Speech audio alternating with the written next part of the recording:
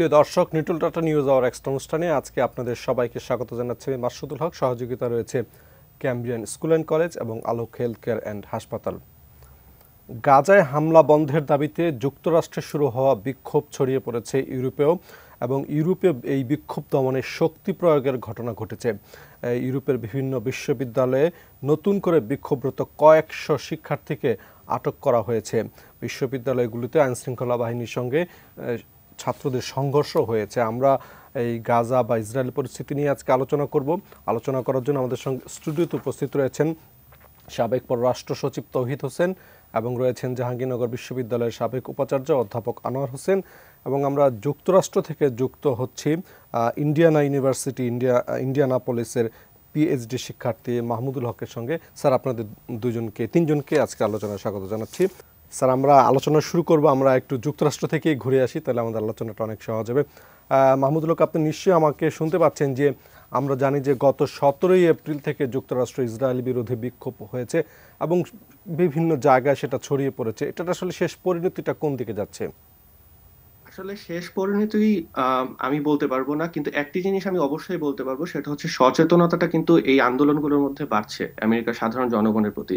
আমি যদি আজকে থেকে কয়েক মাস আগেও বলি, আমেরিকার সাধারণ মানুষজনের কিন্তু ফিলিস্তিন এবং ইসরায়েল নিয়ে এতটা ধারণা ছিল না, এবং ফিলিস্তিনের প্রতি তাদের সহমর্মিতার ব্যাপারটা এতটা ছিল না যতটা না আজকে এই আন্দোলনগুলোর পর হচ্ছে। হ্যাঁ, পোলারিটি বাড়ছে, দুই দিকেই জনমত বাড়ছে, কিন্তু এই সচেতনতা বাড়ছে, এটাই আমার দৃষ্টিকোণ থেকে আমি বলতে পারি এটি একটি পজিটিভ পরিণতি হতে পারে। কিন্তু এর শেষ পরিণতি কোথায় আসলে এটা বলা যাচ্ছে না এখনো। কিন্তু নভেম্বরে তো মার্কিন প্রেসিডেন্ট নির্বাচন, সেই নির্বাচনে কি এই আন্দোলনের কোনো প্রভাব পড়বে কিনা?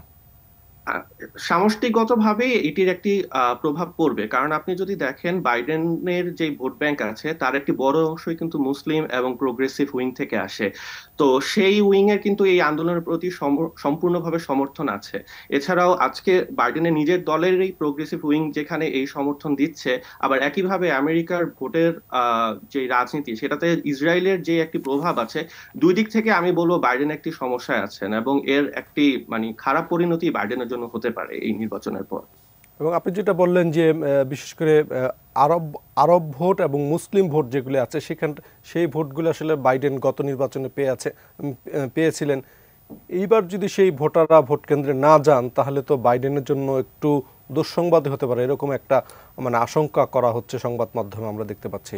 জি, এবং এবং ইতিমধ্যেই বিভিন্ন স্টেটের মিশিগান এবং এরকম বিভিন্ন স্টেটের কিন্তু যারা এই ধরনের উইং এর আছেন, যারা আন্দোলনের নেতৃত্বে আছেন, তারা বলেছেন তারা ভোট দিতে যাবেন না। এবং সেটা যদি হয়, হ্যাঁ, সেক্ষেত্রে রিপাবলিকানরা আসলে হয়তো তাদের জন্য খারাপ হবে, কিন্তু তাদের যুক্তি হচ্ছে তারা এই ধরনের দ্বিচারিতা দেখতে চান না আহ এই প্রোগ্রেসিভ উইং থেকে। তো অবশ্যই এটি একটি সমস্যা হবে বাইডেনের জন্য। আরেকটা আমরা দেখলাম যে কয়েকদিন আগে সিনেটর বার্নি স্যান্ডার্স কিছু কথা বলেছেন, এবং তিনি যে আশঙ্কা করছেন যে ইসরায়েলটা আসলে বাইডেনের জন্য ভিয়েতনাম হয়ে যায় কিনা, এরকম একটা শঙ্কা করা হচ্ছে। হতে পারে, কারণ এখানে বাইডেন হয়তো এই মুহূর্তে যেহেতু নির্বাচন সামনে, সে যদি ইসরায়েলের প্রতি তার পূর্ণ সমর্থন বা অর্থনৈতিক সমর্থন নাও কমায়, তার মুখ বাঁচানোর জন্য সে হয়তো বিভিন্ন জায়গায় যাচ্ছে এবং ইসরায়েলকে কিছুটা নমনীয় হতে বলছে, কিন্তু আমরা কিন্তু দেখতে পাচ্ছি যে ইসরায়েল তারপরেও নমনীয় হচ্ছে না। তো এক্ষেত্রে ইসরায়েল এবং আমেরিকার যে সম্পর্ক সেটি যদি একদিক থেকে যেমন একটি প্রভাবিত হচ্ছে, অন্যদিক থেকে বাইডেনের ক্ষেত্রে তার নিজের দেশে তার যে ধরনের বিভাজন তৈরি হচ্ছে, এবং আমেরিকার পূর্ণ ভাবে চিন্তা করলে ডানপন্থী এবং বামপন্থী বা মধ্যপন্থীদের মধ্যে যে একটি বিভাজন, এটি কিন্তু আমেরিকার লং টার্মে একটি অবশ্যই প্রভাব রাখবে। শেষ প্রশ্ন, যে আমরা যুক্তরাষ্ট্রের পুলিশকে সাধারণত আমরা এরকম মারমুখী অবস্থানে আমরা দেখি না। তারা যেভাবে বিভিন্ন বিশ্ববিদ্যালয়ের ছাত্রদের উপর হামলা করেছে, সেটা আসলে তো একটু একটু কি বলা যায় যে অপ্রচলিতই তো। জি, আমি বলবো আসলে এটি ইউএস এর হিপোক্রেসি। কারণ হচ্ছে আপনি যদি কলাম্বিয়া বিশ্ববিদ্যালয়ের কথা বলেন, যেখানে হচ্ছে মুক্ত চিন্তার আতুর ঘর, যেখানে এত বড় বড় ফিলোসফাররা তাদের চিন্তার কথা বলেছেন, সেই জায়গাতে যেভাবে পুলিশ দমন করলো, এটা কিন্তু যদি কলাম্বিয়া ইউনিভার্সিটি বা আদতে নিউ ইয়র্কের বা আদতে ফেডারেল গভর্নমেন্টের সেই সমর্থন না থাকতো, সেটা হতো না। তো আমি বলবো আসলে এটা আমেরিকার হিপোক্রেসি আজকে ফুটে উঠছে এই ধরনের আন্দোলনের মাধ্যমে।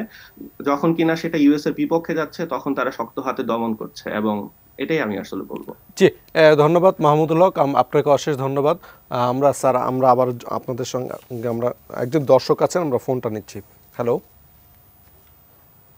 হ্যালো। জি, আসসালামু আলাইকুম। জি জি, প্রশ্ন করুন। আমি ঢাকা থেকে সিদ্দিক বলছি, একটা প্রশ্ন করব। জি প্লিজ। জি, আসলে ওই তিনজনের কাছে এটা মূলত একটা প্রস্তাব, এই প্রস্তাবগুলি আমাদের সংসদে আনা যায় কিনা। তার মধ্যে একটা হচ্ছে যে ইসরায়েলকে একটি সন্ত্রাসী রাষ্ট্র হিসেবে ঘোষণা করা যায় কিনা। এটা অবশ্য ইসরায়েলের কিছু যায় আসবে না, তাদের সাথে আমাদের কোনো কূটনৈতিক অথবা ব্যবসায়িক কোনো সম্পর্কও নেই, তবে এটা একটা সিম্বলিক হবে আর কি। আর দ্বিতীয়ত হচ্ছে জাতিসংঘে ইসরায়েলকে বহিষ্কার করার একটা প্রস্তাব, এটা কিন্তু সরকার ছাড়া কেউ পারবে না, আমাদের সরকারকে আনতে হবে। এর জন্য একটু সাহসিকতার প্রয়োজন। আমার প্রশ্ন হচ্ছে আমাদের সরকার কি সাহসিকতা দেখাতে পারবেন কিনা। এতে যেটা হবে, এটাও তো টিকবে না, দেখেন কি বই থেকে দিয়ে এটা পার হয়ে যাবে, কিন্তু তারপরও এতে যেটা হবে, সমমনা যে দেশগুলি সেখানে একটা হবে আপনার, তাদের আরো কিছু জনমত হবে।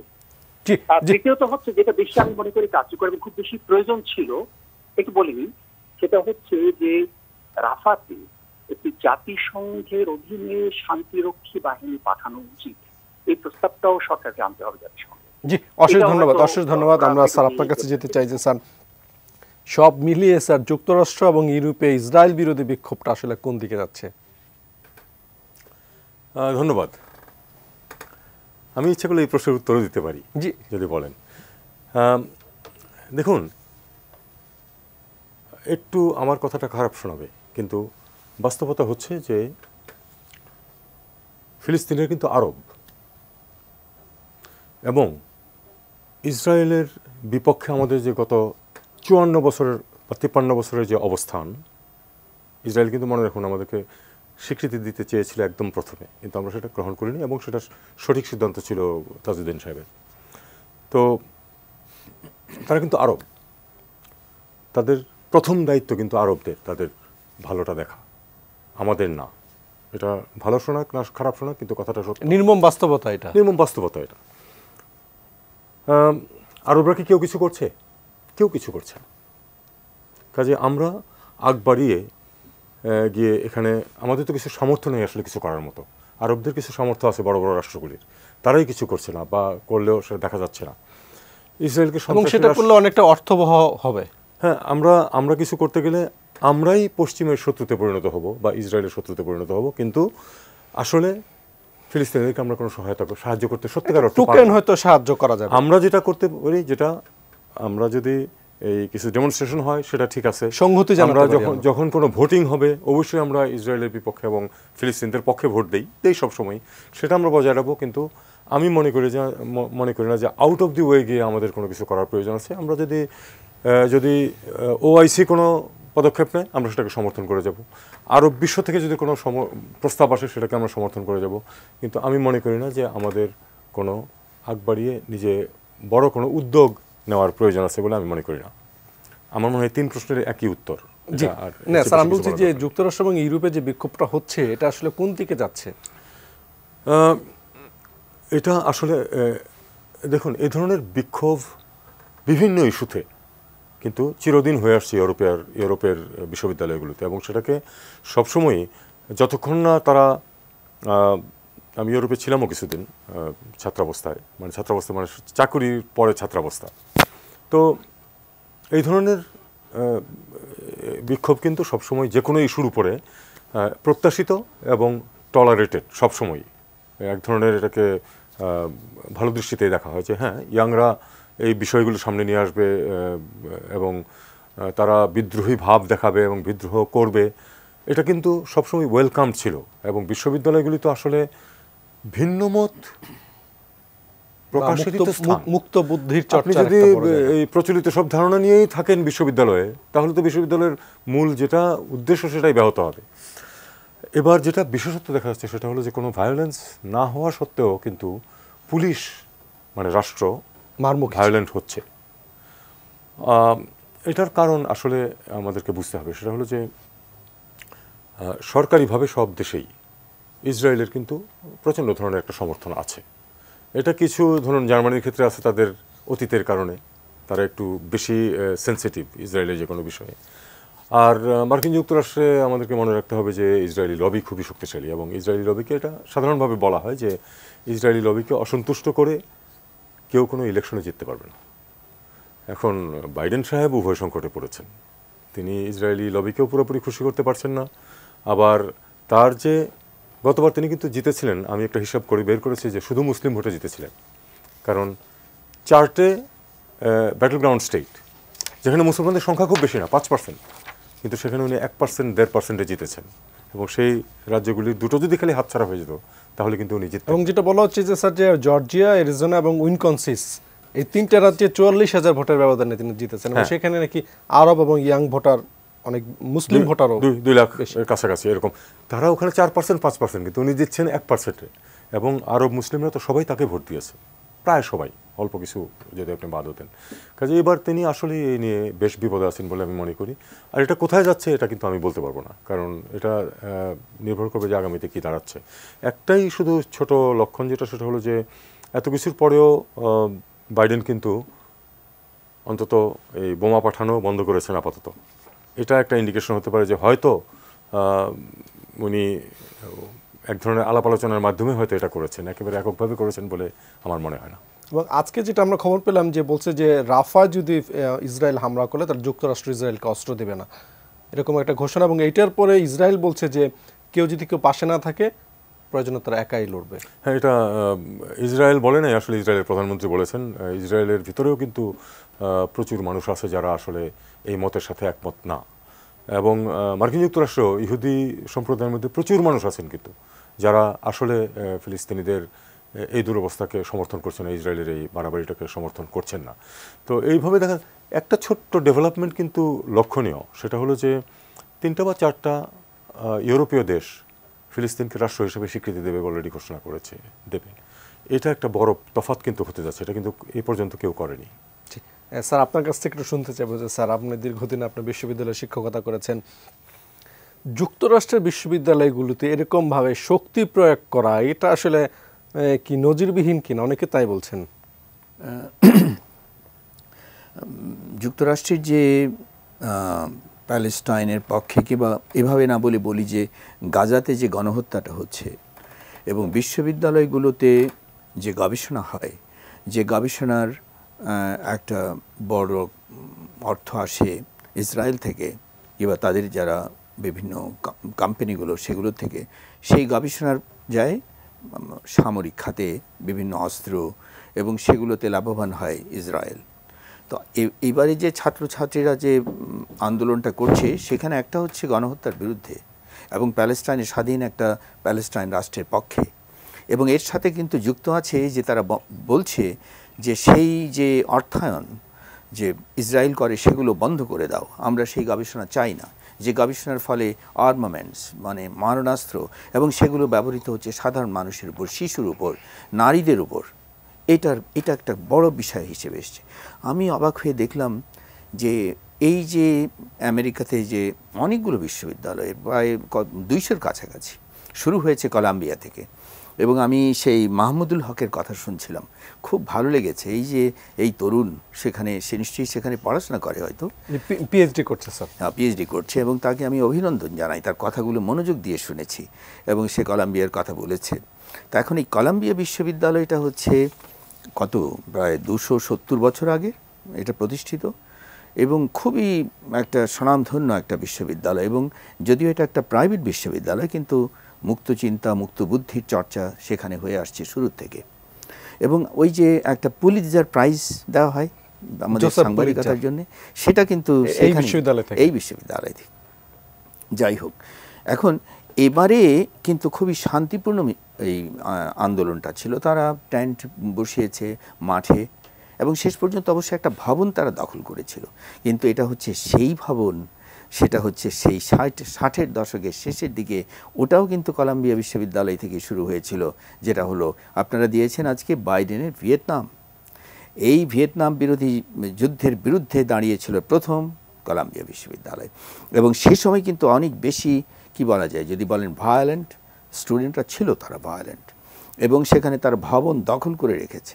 এবং আশ্চর্য, আমি পড়ছিলাম বার্নি স্যান্ডার্সের যে 2রা মে আপনি উল্লেখ করছিলেন, সেনেট সভায় তিনি বলছিলেন যে খুবই এটা স্মরণ করিয়ে দিয়েছিলেন সেই একই ভবন যেখানে ছাত্ররা এবারও সেটা নিয়েছে, কিন্তু তারা ছিল খুবই শান্তিপূর্ণ, কিন্তু সেটার ব্যাপারে খুবই বল প্রয়োগ করেছে, শক্তভাবে বল প্রয়োগ করেছে পুলিশ এবং অন্যান্য বাহিনী, এবং সেখানে বাইডেন সেখানে তার নির্দেশেই সেটা হয়েছে।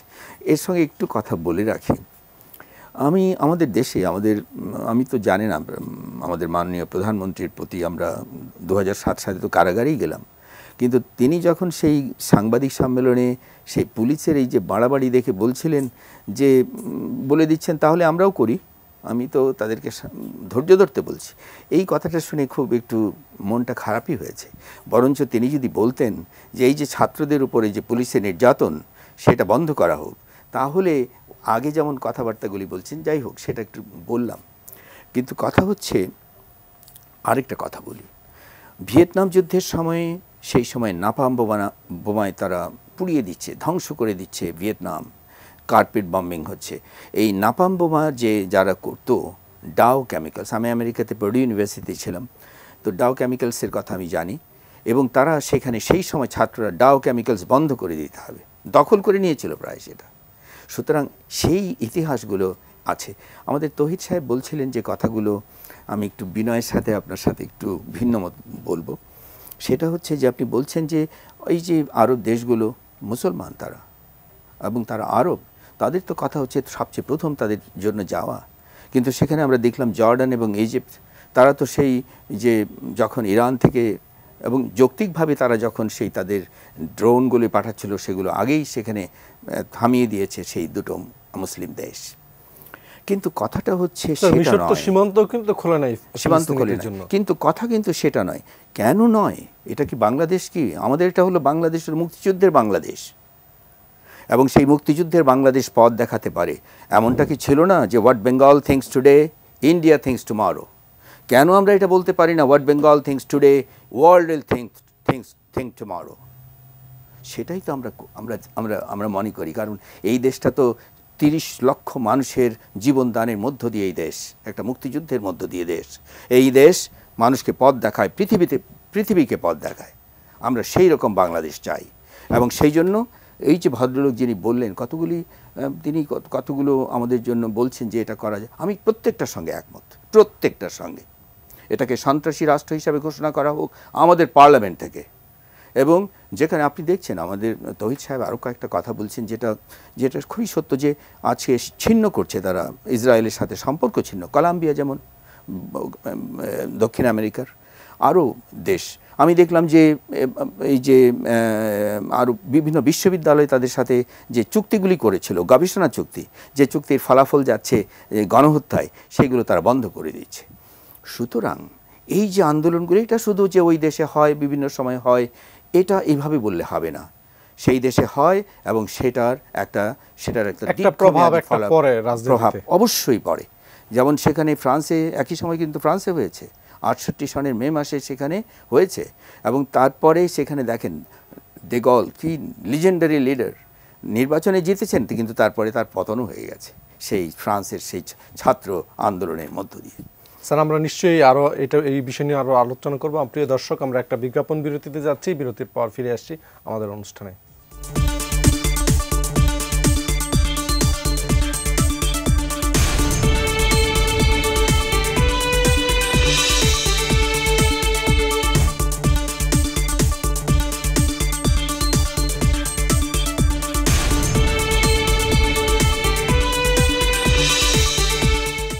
প্রিয় দর্শক, বিজ্ঞাপন বিরতির পর আমরা আবারও ফিরে এলাম নিটল টেট্রা নিউজ আওয়ার এক্সট্রা অনুষ্ঠানে। স্যার, আপনার কাছে যেতে চাই যে আমরা আলোচনা করছি যে ইসরায়েলের যুক্তরাষ্ট্রের ইসরায়েলের নীতি কি আসলে কখনো পরিবর্তন হবে? হ্যাঁ, ধন্যবাদ। আসলে নীতি পরিবর্তন হবে কিনা এটা তো আগে থেকে কোনো কিছু বলা কঠিন। নীতি কিন্তু অবিরাম কিছু কিছু ছোট ছোট পরিবর্তন হতে থাকে, কিন্তু ইসরায়েলের প্রতি যে সমর্থন, এটাতে বড় ধরনের কোনো ঘাটতি হয়ে যাবে বলে আমি মনে করি না, মার্কিন যুক্তরাষ্ট্রেও না, ইউরোপেও না। কাজেই একটা জিনিস শুধু হতে পারে, সেটা হলো যে যেমন আপনার 93 সনে যেমন একটা সমাধানের দিকে যাচ্ছিল ইসরায়েলি এবং ফিলিস্তিনি সমস্যা, সে ধরনের কোনো একটা পরিবেশ হয়তো সৃষ্টি হতে পারে। ইমিডিয়েটলি হবে না, কারণ এই এখন যে যুদ্ধ চলছে এটার শুরু এবং বর্তমানে যে চলমানতা, এটা দুটোই কিন্তু প্রচণ্ড ধরনের তিক্ততা দুই পক্ষেই সৃষ্টি করেছে। তো এই অবস্থায় ঝট করে হয়তো একটা বড় সমাধানের দিকে যাওয়া হবে না, কিন্তু যখন ডাস্ট সেটেল করা যেটাকে বলে, যুদ্ধ তো থামবে এক সময়, এটা তো চিরস্থায়ী হবে না, যদিও সম্ভবত নেতানিয়াহু চাইবে যে চিরস্থায়ী হোক, কারণ তা নিজের ক্ষমতার জন্য সেটা সুবিধাজনক হবে। তো যুদ্ধ এক সময় থামবে এবং তখন দুই পক্ষের মধ্যে, দেশ আর বলছি না আমি, দুই পক্ষের মধ্যেই হয়তো এই একটু যদি আমরা আশাবাদী হই, হয়তো এই উপলব্ধিটা আসবে যে এটা চিরস্থায়ী হতে পারে না। ৭৫ বছর ধরে যেটা চলছে এটাই আরও ৭৫ বছর চলতে হবে এমন কোনো কথা নেই, কারণ প্রমাণিত যে এটা ইসরায়েলেরও নিরাপত্তা দিচ্ছে না। যদি এমন হতো যে এই এত সব অন্যায়ের বিনিময়ে ইসরায়েলের নিরাপত্তা নিশ্চিত হচ্ছে, তাহলে হয়তো তারা এক ধরনের বলতে ঠিক আছে, ইসরায়েল ঠিক আছে, বাকিগুলি জাহান্নামে যাক, এটা বলতে পারতো হয়তো। কিন্তু এটা প্রমাণিত হচ্ছে যে আসলে ইসরায়েলেরও নিরাপত্তা নিশ্চিত হচ্ছে না বর্তমান ব্যবস্থা, তাদের স্ট্যাবিলিটিও থাকছে না, কাজে এটা একটা পরিবর্তন লাগবে। সেই পরিবর্তনটা কোথায়? ৯৩ আমরা কিন্তু পরিবর্তনের দিকে যাচ্ছিলাম, কিন্তু পরপর দুইজন ইসরায়েলি প্রধানমন্ত্রী যারা ওদিকে আগাচ্ছিলেন, তারা একজন তো গুলি খেয়ে মারা গেলেন, আরেকজন কমাতে চলে গেলেন। এরপরেই কিন্তু এই যে নেতানিয়াহুর মতো লোকদের উত্থানটা ভালো মতো হয়। তো সামনে দিন সহজ হবে এমন আমি বলি না, কিন্তু আমার বিশ্বাস যে when the dust settles, এই যুদ্ধ শেষ হওয়ার পরে, তখন হয়তো এক ধরনের একটা ঠিক আছে একটা ডিমিলিটারাইজড স্টেটও যদি হয়, প্যালেস্টাইনের এক ধরনের একটা রাষ্ট্রের ব্যবস্থা দিয়ে হয়তো একটা সমাধানের দিকে এগোতে পারে। হয়তো তার মধ্যেও সীমান্ত কিছু আরও উল্টাপাল্টা করার চেষ্টা করবে ইসরায়েল, কিন্তু হয়তো একটা সমাধান হতে পারে। আরেকটি কথা, ওনার বক্তব্যের প্রেক্ষিতে আমি ওনার যে বক্তব্য সেটাকে পুরোপুরি শ্রদ্ধা নিয়েই আমি বলছি, সেটা হলো যে উনি খুব তার হৃদয় থেকে কথাটা বলেছেন, কিন্তু আমি আমার শুধু হৃদয়কে পিছনে রেখে শুধু মস্তিষ্ক থেকে বলতে চাই যে আমাদের পক্ষে আমাদেরকে আমাদের স্বার্থ দেখতে হবে। এটা কিন্তু প্রথমে মনে রাখতে হবে যে আমাদের নিজেদের স্বার্থ প্রথমে, তারপরে আমরা অন্যদেরকে সমর্থন করার সাহায্য করার চেষ্টা করব। এবং আসলে আমরা এই ৩টা পদক্ষেপ নিয়ে আমি বিশ্বাস করি যে ফিলিস্তিনকে আমরা কোনো সাহায্য করতে পারবো না। আমরা যাই কিছু বলি না কেন, আমাদের পার্লামেন্টে যাই কিছু পাশ করুক না কেন,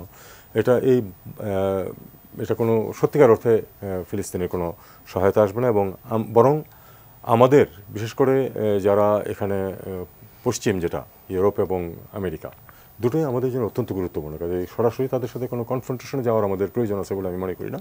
আমি এখনও বিশ্বাস করি যে আমাদের রোলটা হবে সামষ্টিক, যে রোল থাকবে সেটার অংশ হব আমরা আলাদাভাবে কোনো কিছু করতে যাব না। স্যার, আপনার কাছে আসবো। স্যার, আরেকটা ব্রেক নিতে হচ্ছে আমাদের প্রিয় দর্শক। আমরা একটা বিজ্ঞাপন বিরতিতে যাচ্ছি, বিরতির পর ফিরে আসছি আমাদের অনুষ্ঠানে।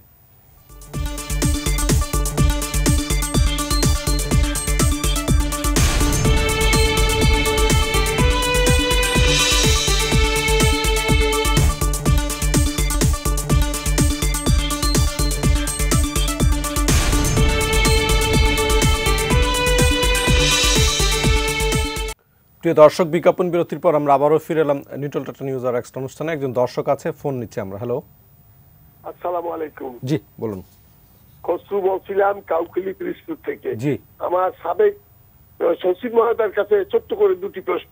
প্রথম প্রশ্ন, ইসরায়েলের নৃশংসতা বর্বরতার ব্যাপারে ইসলামী রাষ্ট্রগুলো কেন উৎসুক, কেন তারা প্রতিবাদ করছেন না? যদি প্রতিবাদ না করে থাকেন কি কি কারণে প্রতিবাদ করছেন? আর তার বলছিলেন বাংলাদেশ একটি স্বাধীন সার্বভৌম রাষ্ট্র, 1971 সালে বাংলাদেশ যুদ্ধ করে একটি পতাকা ছিনিয়ে আছে, সেই বাংলাদেশ কেন তাদের বিরুদ্ধে সংসদে কথা বলতে পারবে না এবং বাংলাদেশ কেন প্রতিবাদ করতে পারবেন না?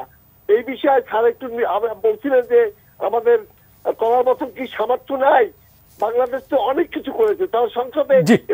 আপনার প্রশ্ন আমরা বুঝতে পেরেছি। আমরা স্যার নিশ্চয়ই বলবেন। আমরা একটু আনোয়ার কাছে যেতে চাই যে স্যার, আমরা যেটা আলাপ করছিলাম যে আমরা দেখি যে 68 সালে যখন ভিয়েতনাম বিরোধী যুদ্ধটা যখন বিক্ষোভটা যখন যুক্তরাষ্ট্রে ছড়িয়ে পড়লো, তখন লিন্ডন জনসন ছিলেন প্রেসিডেন্ট এবং তিনি দ্বিতীয়বার ইলেকশন করতেন, তিনি কিন্তু আর করেন না শেষ পর্যন্ত।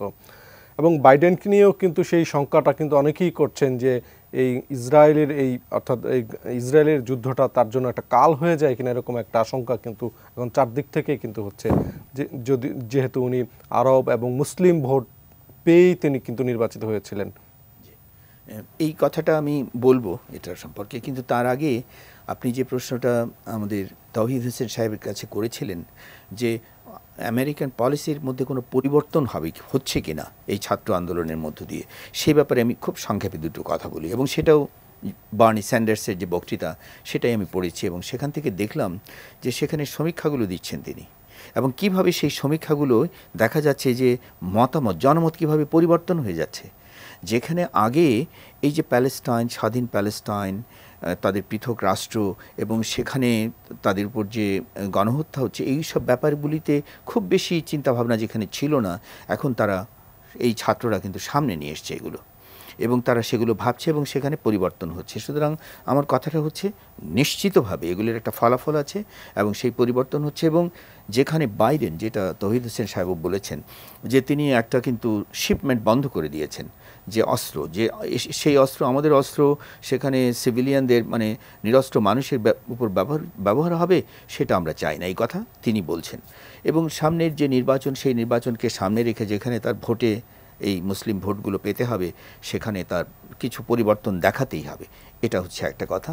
আরেকটা কথা হচ্ছে হৃদয়ের কথা। হ্যাঁ, আমার কথা বলেছেন আমি হৃদয় থেকে, এবং তিনি আমাকে সম্মান করেছেন, ধন্যবাদ জানাচ্ছি তাকে। এবং আপনি স্যার বীর মুক্তিযোদ্ধা, সেই কারণে আসলে আপনার, কিন্তু এখানে একটা কথা বলি, এখানে একটা বিজ্ঞানের কথা বলি। আমরা কি, আমরা উই আর হোমোস্যাপিয়েন, আমরা হচ্ছি প্রবুদ্ধ মানুষ। প্রবুদ্ধ মানুষের কিন্তু যে মানুষের সে আর মানুষ থাকে না যখন তার হৃদয়টা থাকে না, যখন তার মানবিকতা থাকে না। এই পৃথিবীতে এখন সবচেয়ে বড় যেটা অভাব মানুষের, সেটা মানুষের মানবিকতা নাই, মানুষের প্রতি মানুষের মায়া নাই, এবং মানুষ শুধু মস্তিষ্ক দিয়ে চিন্তা করে। সুতরাং আমি বলবো, এখনও বলবো আমি উইথ কনভিকশনটা শুধু আবেগ নয়, একেবারে সায়েন্সের ভিত্তিতেই বলবো যে হ্যাঁ, বাংলাদেশ এবং বাংলাদেশ ক্ষতিগ্রস্ত একেবারেই হবে না, কোনোভাবেই হবে না। বাংলাদেশ কি কে আমাদের, আমরা কি, আমরা আমেরিকা বলেন, ইউরোপ বলেন, আমরা যদি বন্ধ করে দেয় আমাদের না কোনো কিচ্ছু করতে পারবে না। আমাদের এখনো যে সস্তায় তারা নেয়, এবং সেখানে এটা কোনোভাবেই তাদের পক্ষে সম্ভব না। এইসব কথাবার্তা আমরা শুনেছি যে আমেরিকা এটা বন্ধ করে দেবে, ওইটা বন্ধ করে দেবে।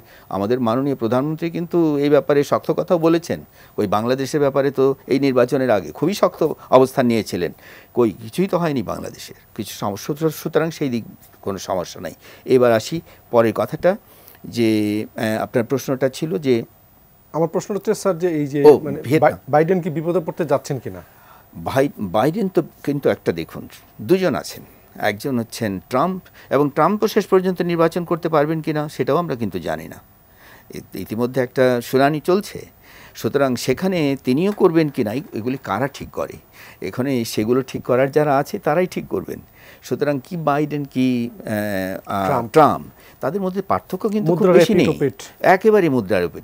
বরঞ্চ আমরা দেখেছি যে ট্রাম্প যখন ছিলেন তখন বাইরে যুদ্ধবিগ্রহ একটু কম হয়েছে তুলনামূলকভাবে, এবং অতীতেও দেখেছি যখন ডেমোক্রেটরা আসে তখনই কিন্তু যুদ্ধ আরও প্রসারিত হয়, যেমনটা জনসনের সময় হয়েছে। তারপরে এখন সুতরাং এটা নিয়ে আমাদের এত চিন্তা ভাবনার কিছু নাই। এমনও হতে পারে বাইডেন হয়তো সরে দাঁড়াতে পারেন, যেমন জনসন আপনি বলছিলেন সরে দাঁড়িয়েছেন, আর কিছুই না হতে পারে। আমার কথাটা হচ্ছে যে আমেরিকার নির্বাচনে কি হবে না হবে এটা খুব বেশি গুরুত্বপূর্ণ নয় আমাদের জন্যে, বাংলাদেশের জন্যে। আমাদের দেশের জন্য বরঞ্চ প্রয়োজন যে আমরা কি করব, আমাদের ছাত্রছাত্রীরা কি করবে। আমি গতকালকে, আমি এখনও একটু ক্লাস নেই, নর্থ সাউথে ক্লাস ছিল, তখন কয়টা 4:30 বাজে, হঠাৎ করে দেখলাম বাইরে কিছু ওই নিচেই স্লোগান, এবং ছাত্রছাত্রীরা কান খাড়া করে দিয়েছে। তো আমি পরে বুঝলাম যে নর্থ সাউথ ইউনিভার্সিটিতে এই প্যালেস্টাইনের পক্ষে ছাত্ররা স্লোগান দিচ্ছে। আমি খুবই খুশি হয়েছি। আমি ছাত্রছাত্রীদের বললাম তোমরা ইচ্ছা করলে সেখানে গিয়ে তোমরা জয়েন করতে পারো। তো যাই হোক, কিন্তু সেটা একটা প্রাইভেট ইউনিভার্সিটি। আমাদের বাংলাদেশে আমাদের যে পাবলিক ইউনিভার্সিটিগুলো আছে, আমাদের অন্যান্য বিদ্যায়তন আছে, আমেরিকাতে শুধু ইউনিভার্সিটি নয়, সেখানে কলেজগুলো যুক্ত হচ্ছে। সুতরাং আমাদের ওরা কোথায়? আমার তখনই মনে হলো এই যে ছাত্রছাত্রীরা, আমাদের নতুন প্রজন্ম, তাদের অনুপ্রাণিত করবার মতো কেউ কি আছে? আমাদের বড়ই অভাব তাদেরকে বলার জন্যে, তাদের নির্দেশনা দেওয়ার জন্য। এবং কার কথা শুনবে? সেই রকম মানুষ তো আমরা দেখছি স্যার না। আমরা শুনেছি যে ঢাকায় ভিয়েতনামের যুদ্ধবিরোধী কত বড় বড় সমাবেশ, কত বড় আপনারা বড় সে সময় সমাবেশ করেছেন। আমাদের সময়ে। সেই আমি 67 সালে ঢাকা বিশ্ববিদ্যালয়ে ভর্তি হয়েছি, তার পরেই তো সারা পৃথিবীব্যাপী শুরু হয়ে গেল। এমনকি বাংলাদেশ হওয়ার পরেও সেখানে সেই স্লোগান কি ছিল না, যে ডলার প্রেমের অপর নাম বাংলা হবে ভিয়েতনাম। তো সুতরাং আজকে যেটা হচ্ছে, এর সঙ্গে আমি আরেকটা বিষয় যুক্ত করতে চাই, সেটা হচ্ছে করোনা ভাইরাস। করোনা ভাইরাস, আমি যেহেতু বিজ্ঞানের বায়োকেমিস্ট্রির আমি পড়াশোনা করেছি, আমি জানি এই ভাইরাস অত্যন্ত দুর্বল। সে একটা সত্যিকার অর্থে এটাকে বলে সিউডো লিভিং, মানে পুরোপুরি জীবন্তও নয়, আরেকটা জীবন্ত কোষের ভেতরে সে বেঁচে থাকে। এই ভাইরাস সারা পৃথিবীকে কিভাবে কাঁপিয়ে দিয়েছে, বিশেষ করে আমেরিকাকে। সুতরাং তারা তো দেখিয়েই দিচ্ছে। এবং তারপরেই যে আমাদের যে কোথায় আবুধাবি যে বন্যা হয়ে গেল, আবুধাবিতে দুবাই এয়ারপোর্টকে ভাসিয়ে নিয়ে যাচ্ছে। সুতরাং সৌদি আরবে হচ্ছে। এগুলো কিসের লক্ষণ? এগুলো দেখিয়ে দিচ্ছে, প্রকৃতি যেমন দেখিয়ে দিচ্ছে যে সেই দিনগুলো শেষ হয়ে যাচ্ছে এবং পৃথিবীতে বড় রকমের ওলটপালট কিন্তু হয়ে যাবে, এবং সেই দিকেই যাচ্ছে। যেই কত বছর হয়ে গেল সেই প্যালেস্টাইন, তারপরে সেই হামাস যে আক্রমণ করেছে সেটা তো বৈধ। যেভাবে ইরান বলেছে যে সেখানে তাদের আক্রমণ করা বৈধ, সেই হিসেবে হামাসের আক্রমণ করাও বৈধ। এবং তারপরে হ্যাঁ, মানুষ সেখানে চরম নিগ্রহের যাতনা, দুঃখ, কষ্ট, মৃত্যুর শিকার হচ্ছে। কিন্তু আজকেও আমি যখন দেখছিলাম সেই রাফাতে কত জনগোষ্ঠী হবে, সবাই তো ঠেসে আছে সেখানে প্রায় 14 লক্ষ মানুষ। সেই 14 লক্ষ মানুষ থেকে হাজার হাজার মানুষ চলে যাচ্ছে ট্রাকে করে, কোনো রকমে গাদাগাদি করে।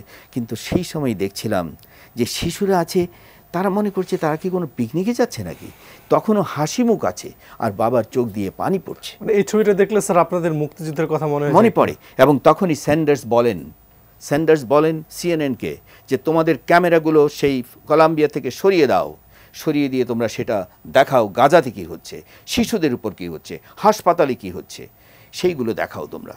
তাহলে সেইভাবেই কিন্তু বিশ্ববিবেক জেগে ওঠে। মনে করবে না বার্নি স্যান্ডার্স, আপনারা বলতে পারেন তিনি তো ভোট কম, এখন ভোট কম, কিন্তু সামনে সেই ভোট কোথায় চলে যাবে।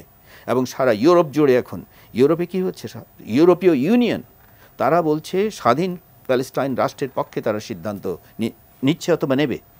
সুতরাং আমি তো দেখছি এই দেশ, এবং সেখানে আমরা যেন পিছিয়ে না পড়ি। আমরা সেই অনুপ্রাণিত নেতৃত্ব চাই। আমরা সেই, আমি আরেকদিনও বলেছি, আমরা এখন বোধহয় আমাদের একজন সংস্কারক দরকার, আমাদের বলিষ্ঠ সাহসী সংস্কারক, যারা প্রতিটি ক্ষেত্রে আমাদের ছাত্রদেরকে অনুপ্রাণিত করবে, তরুণদেরকে অনুপ্রাণিত করবে, শিক্ষকদেরকে অনুপ্রাণিত করবে, আমলাদেরকে অনুপ্রাণিত করবে। সেই রকম মানুষ আমাদের দরকার। জি স্যার, আমরা একজন দর্শক আছে, একটা ফোন নিয়ে একটা ব্রেকে যাব। হ্যালো, আসসালামু আলাইকুম। জি বলুন। আলামিন, রংপুর মিঠাপুকুর। জি, আমার প্রশ্ন হচ্ছে, আন্তর্জাতিক বিচার আদালত আইসিসি ইসরায়েলে তদন্ত করায় বাইডেন প্রশাসন আইসিসির বিপক্ষে প্রশ্ন তুলতেছে, কিন্তু গেল 1 বছর আগে যখন পুতিনের বিরুদ্ধে আইসিসি মামলা করলো, তখন বাইডেন বলেছেন এটা ন্যায়সঙ্গত। তাদের এই দ্বিমুখী নীতি সারা বিশ্বকে কি ইঙ্গিত দিতেছে? এবং আইসিসির প্রধান প্রসিকিউটর করিম খান কতটা নিরপেক্ষভাবে বাইডেন প্রশাসনের চাপে কাজ করতে পারবেন? জি ধন্যবাদ। আপনার প্রশ্ন আমরা বুঝতে পেরেছি। আমরা প্রিয় দর্শক, আমরা একটা বিজ্ঞাপন বিরতিতে যাচ্ছি, বিরতির পর ফিরে আসছি আমাদের অনুষ্ঠানে।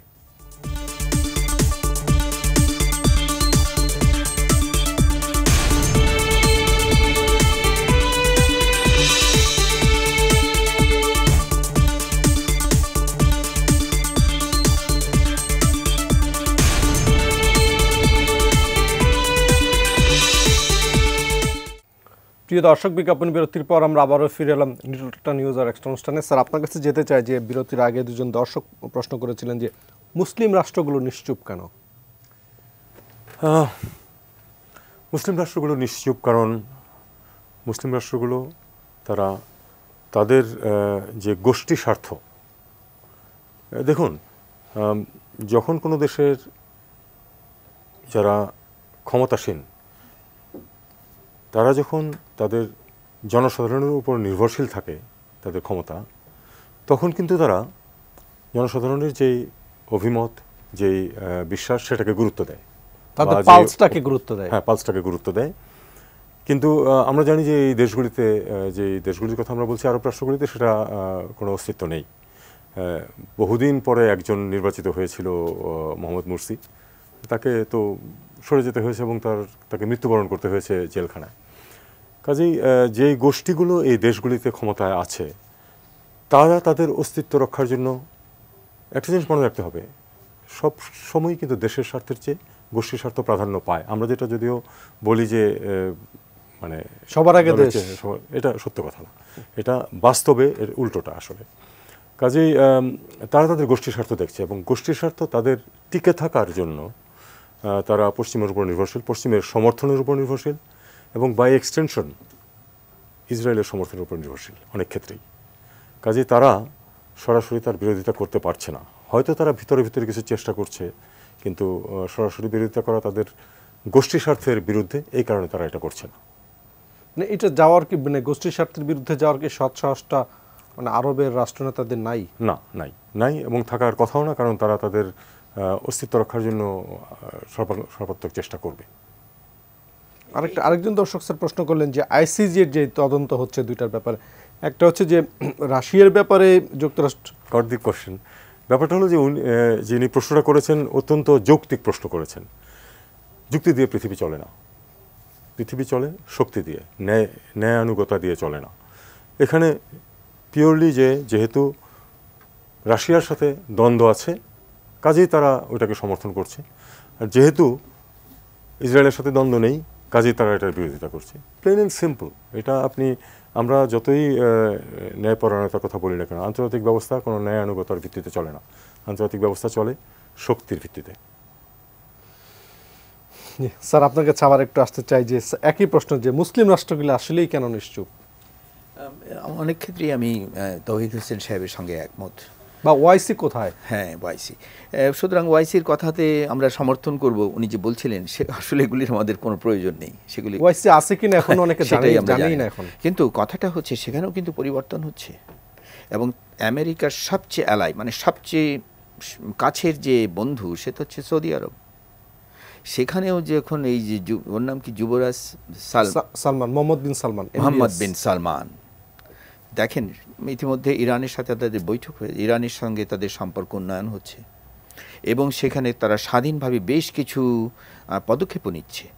এবং আমি অবাক হব না যে এখানে এই পুরো আরব বিশ্বের মধ্যেই মধ্যপ্রাচ্যে সেখানে পরিবর্তন হবে, এই সব কিছু পরিবর্তন কেন্দ্রীভূত হবে। এবং ওই যে একটা কথা যে একটা বলা হচ্ছে না যে from the river to the sea Palestine will be free, একটা স্লোগান কিন্তু আছে যে নদী থেকে সমুদ্র প্যালেস্টাইন হবে মুক্ত। তো এইটার দিকে কিন্তু যাচ্ছে এবং যেহেতু এটা যৌক্তিক, একটা সময় তো ছিল যে আমার তো মনে পড়ছে সেই যে একটা সময় তখন কিন্তু এই যে শুধু তো পিএলও না, আরও কতগুলি সংগঠন ছিল যারা সশস্ত্র লড়াই চালাচ্ছিল, ফাতা, তারপরে এফএলপি মানে যেটা পিএফএলপি, তাদের প্রতি কিন্তু তাদের অর্থায়ন করতো জর্জ হাবাসের, এবং সেখানে কিন্তু সমগ্র এবং সহ সেই সৌদি আরব সহ তাদের ব্যাপক অর্থায়ন করতে হতো তখন, কারণ তখন ভালো শক্তিশালী নেতৃত্বও তো ছিল।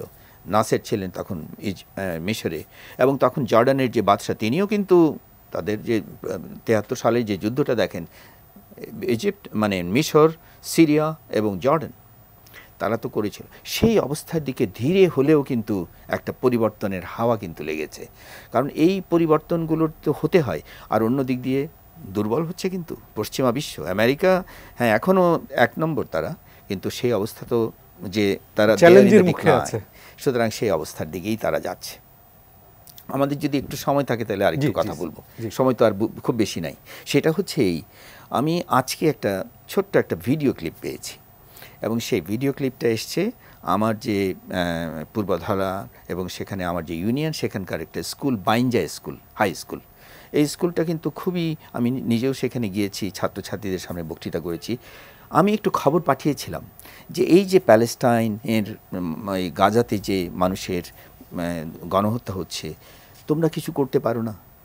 এবং সেখানকারই একটা ভিডিও, সেখানে ছাত্রলীগের যে প্রেসিডেন্ট তার নেতৃত্বে দেখলাম একদম ইউনিফর্ম পরা ছেলেমেয়েরা এবং মেয়েদের সংখ্যাই বেশি, এবং তাদের হাতে প্যালেস্টাইনের পতাকা।